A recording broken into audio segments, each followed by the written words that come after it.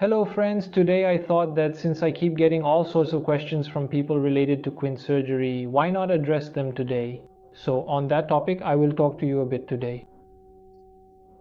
Some people have this doubt about whether our surgery will be done under full anesthesia, or if we will be numbed by giving an injection near the eye, or if the surgery will be done by injecting into the bone near the eye. So squint surgery is done in only two ways. Either we put the patient under full anesthesia, like if the patient is a child, especially under 10 to 12 years old, we always perform the surgery under full anesthesia because the child will not be able to follow our commands, so it is always done under full anesthesia.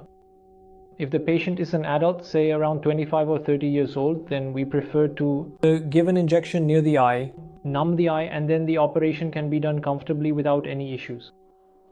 Another common question people have is whether surgery will be done on just one eye or both eyes and how that is decided. Now this depends on how severe the squint is.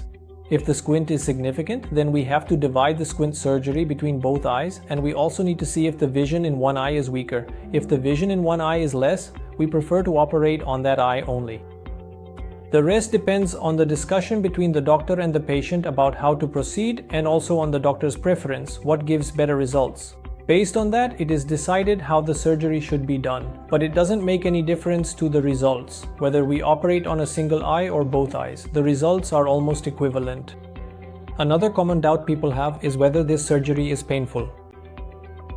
In squint surgery, since we perform it under anesthesia, there is no pain at all, so it is quite a painless surgery. Another doubt people have is about which season this surgery is safest in, but the season does not make any difference for the surgery. We perform this surgery even during the monsoon season, like right now, and we've done many surgeries in this season without any issues because there is no open wound involved. Another question people ask is whether this surgery is possible for children. We perform this surgery on children younger than 1 year old as well as on adults, and there are no issues. We can do it. Then some people ask, I am 50 years old, can I still have this surgery? So I can tell you that I have performed squint surgery on patients as old as 95 years. So we can do squint surgery even in elderly patients, provided the surgery is required. Another common doubt people have is whether after having the surgery they are eligible for the army or police. If your squint is completely cured, then usually there is no problem in the medical examination. But ultimately, it depends on the discretion of the examiner there, how they assess you and whether they medically consider you fit or not. Another doubt people have is about when they can resume their work or when a child can start studying again after surgery. From our side, there are no restrictions. We say that you can resume your studies the very same day or even do computer-related or banking-related work on the same day. 1 day off is more than sufficient. Many people ask how many days of leave they should plan for, so I can tell you about that.